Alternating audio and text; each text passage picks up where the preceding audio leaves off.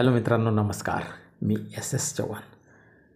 Superstition solutions या चॅनलवर आपल्या सर्वांचे स्वागत आहे.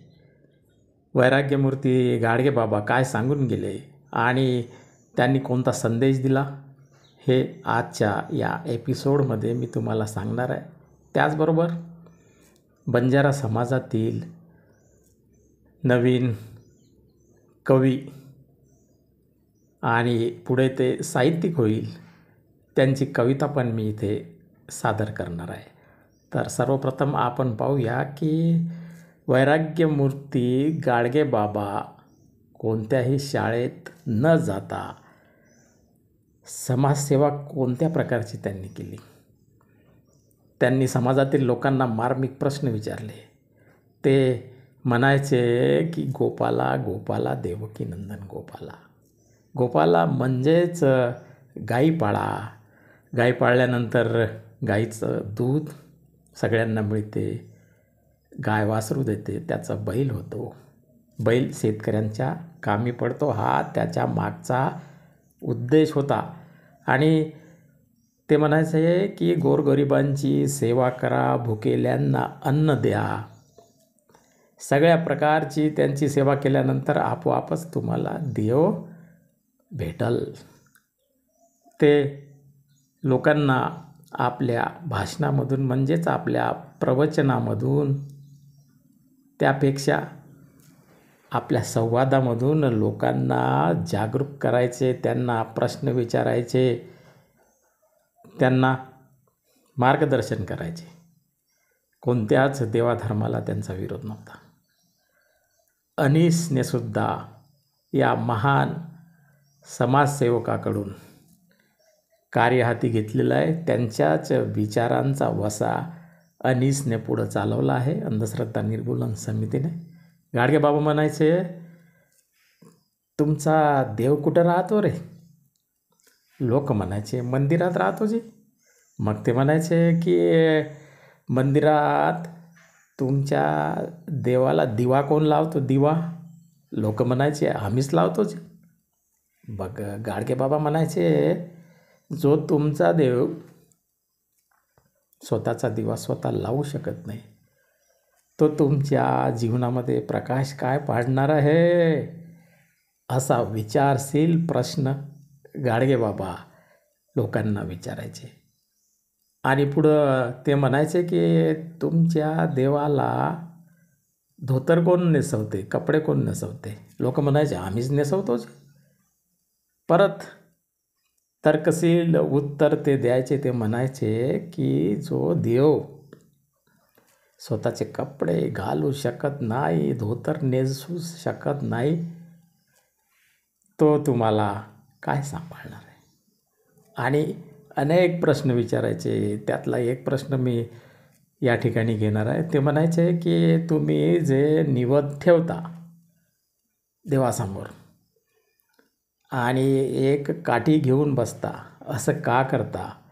लोक म्हणायचे, आम्ही कुत्र्याला हाणासाठी काठी घेऊन बसतो जी. मग ते म्हणायचे, जो देव आपल्या निवदावरचं कुत्रं हाणू शकत नाही, तो तुमच्या जीवनातील संकट काय दूर करणार आहे, हाकलणार आहे? असा गंभीर आणि मार्मिक प्रश्न विचारून गाडगेबाबा लोकांना विचार करायला लावायचे आणि समाजसेवा करायचे. गोपाला गोपाला देवक नंदन गोपाला म्हणायचे. आणि शेवटी ते म्हणायचे की मंदिरामध्ये देव नसतो, मंदिरामध्ये पुजाऱ्याचं पोट असते, पोट. माझा देव लोकांमध्ये राहतो आणि त्याच्यासाठी मी काम करणार आहे, असं ते म्हणायचे. किती मार्मिक प्रबोधन करायचे गाडगेबाबा. एका धारावाहिकामध्ये एक टायटल सॉन्ग होतं देवावरून, की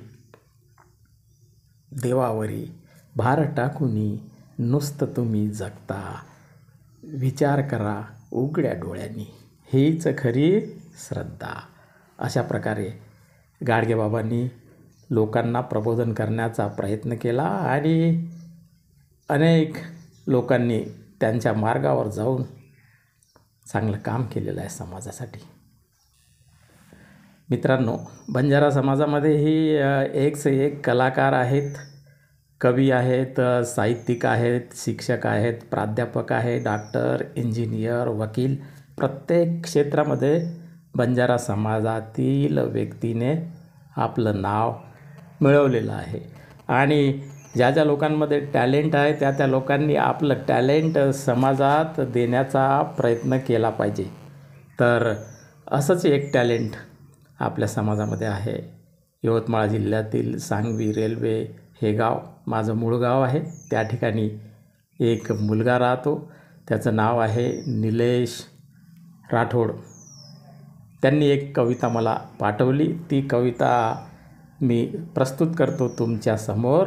आणि गाडगेबाबांपासून त्यांनी आदर्श घेतलेला आहे, या कवितेमधून आपल्याला दिसेलच. बघूया आपण आता त्यांची कविता कशी होती. बंजारा भाषेमध्ये आहे. ते म्हणतात, दनियारो खेळ निराळोच, आत भोपा भक्तेर मेळोच, वडते पकेरू नाही वडते रे रे, ये दनियार नीती कोणी समजे रे, आत दुधे ती भाटानं धोच, देखो गरिबेनं बाटी सारू रवाडाचं, आत मंदिरे मग कोटी ती दान करच, भूको नंगो गरीब आज रोडेप सोच, देव आत्रा कठोर कू रेऊ सकच, एकेन आचो एक बला कू करू शकच, देव कनाई केनी कितम मन दान करो, मंदिरे म पिसा जाव पुजारीर पेटेम. म्हणजे मंदिरेर पिसा पुजारीर पेटेम जावचं हनुके रोज. आखरी कच निलेश की मंदिरेर पिसा जावचं पुजारीर पेटेमच, निंदे बिना रात कनाच कटेनी, कोसा काढे शिवाय वात केना पटेनी. आणि शेवटी कसं, आंधळे मनक्यानं जगेर वाट दिटेनी, प्रबोधन किदे तरी वात काही पटेनी. गोर बंधूंना निलेश म्हणतो की देवळामध्ये पैसा पुजाऱ्यांच्या पोटामध्ये जातो, असमानता आहे, लोकांना खायला मिळत नाही, गरिबांच्या मुलाला दूध मिळत नाही. देव मूर्ती काही पैसा धनदौलत मागत नाही. इथे गरिबी आहे, विषमता आहे, अनेक समस्या आहे. त्या समस्या दूर करण्यासाठी प्रत्येकाने प्रयत्न केला पाहिजे, असंच त्याला सांगायचं आहे. म्हणून अशा अनेक कवींनी समोर आलं पाहिजे आणि समाजाचं मार्गदर्शन केलं पाहिजे. अशा कवींना, साहित्यिकांना इतर लोकांनी प्रोत्साहन दिलं पाहिजे.